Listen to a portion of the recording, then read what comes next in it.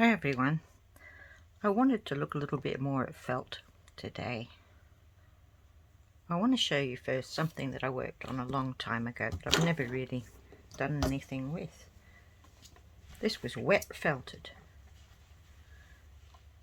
And wet felting is where you have a layer of wool roving like this one way, then you have it the other way, and then you have it that way again. So when you put soapy water on it and work it in, it ends up all matted together and you end up with a solid thing. So I did this, and as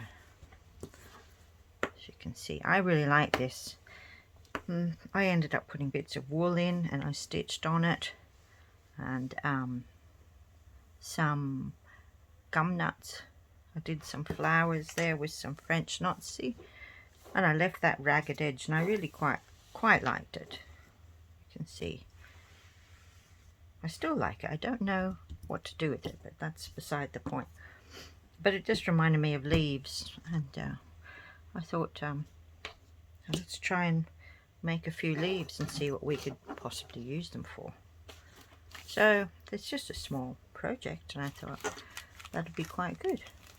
So I was looking and I've got some of this. I'm thinking of different ways I can do it. Well, okay, I've got something going that way. And this time I'm going to go that way.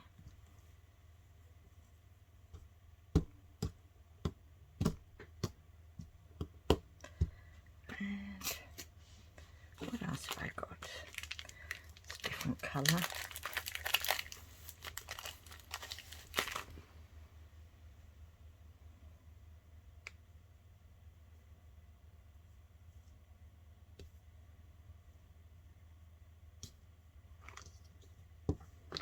And I grabbed some of this. This is a wool that goes thick and thin. It's been dyed. It's pretty colours, but I really liked the thin bits. I thought could easily be a stalk, or the pointy bit at the end or something. So, but the bits in between I can easily tease out and use that as wool as well. So that's what I'm trying to do.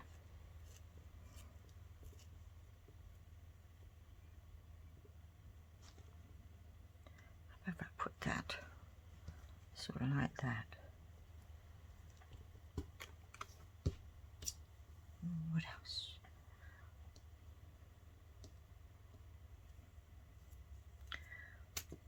Some green here. It might be too green. What else have I got?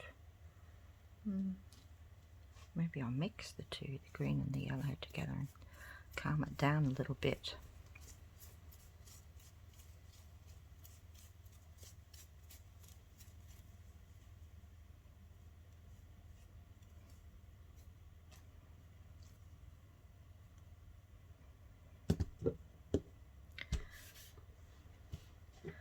I'm just going to sprinkle a bit of this water with a bit of, just a drop of dishwashing detergent in it to see what that does.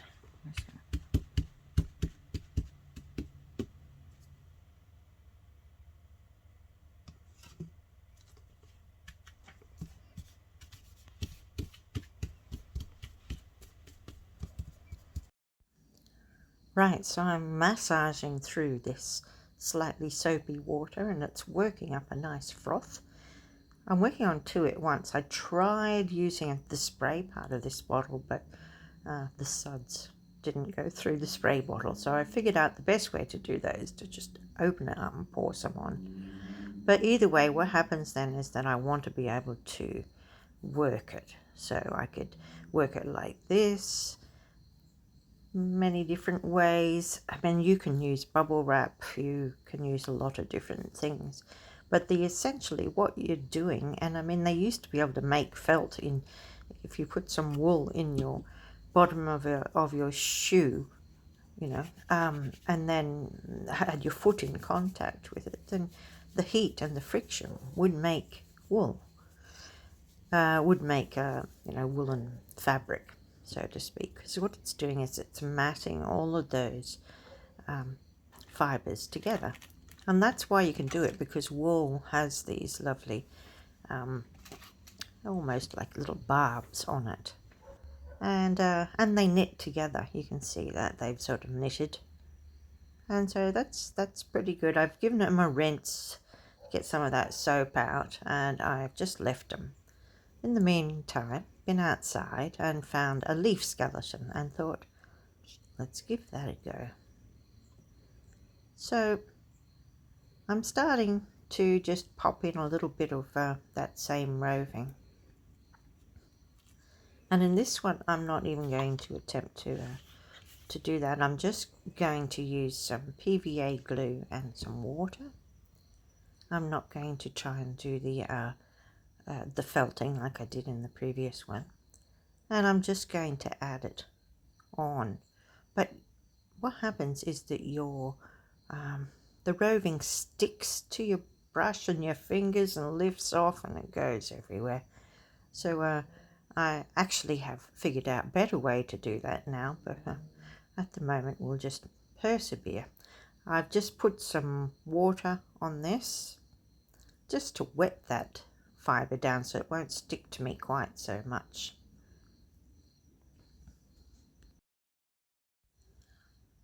At this stage I'm just going to pop it straight on that plastic that I have and add in a bit more. Now, like I say, it's not sticking that well. It will.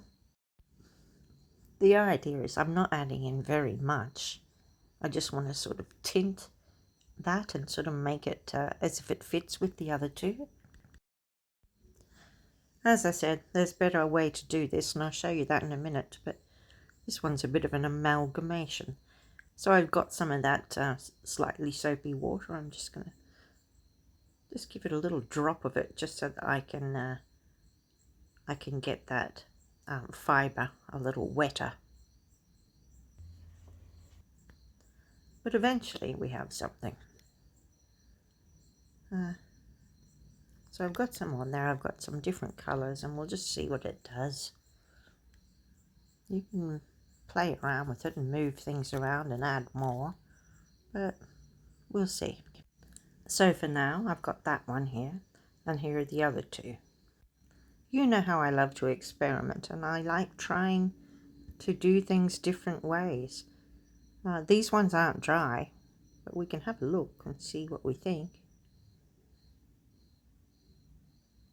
It's certainly starting to give it a little more life to this leaf, and you can certainly see through it. Just some bits of it are still see-through, like as in a leaf skeleton. That's starting to develop cohesion. And it's a good start. How could I use these? Well, I could still needle felt it as a separate thing. I could turn it and keep punching the fibres through into each other. You know, that could be an interesting thing to do. Or I could attach it to something else and needle felt it into that. There's plenty of opportunity yet to play. So that was just one idea. Flipping it from the back to the front while continuing needle felting and then pulling it off would certainly work. So that's one thing. I think we'll play a little bit more though. I mean, that's interesting. They're not dry. In fact, I did go on and it led me on a real adventure. And I've decided to make that part 2 of this video. I'm showing you some pictures here of these lovely woolen leaves and how lovely they do look. But I really did start to have some fun in part 2 where I played more with leaf skeletons.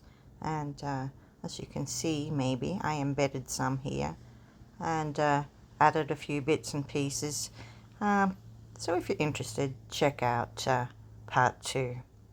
I hope you've enjoyed this video. I've certainly enjoyed playing with it, and I would like to be able to see you next time. So if you've enjoyed it, do press like and subscribe if you haven't already, and see you for part 2.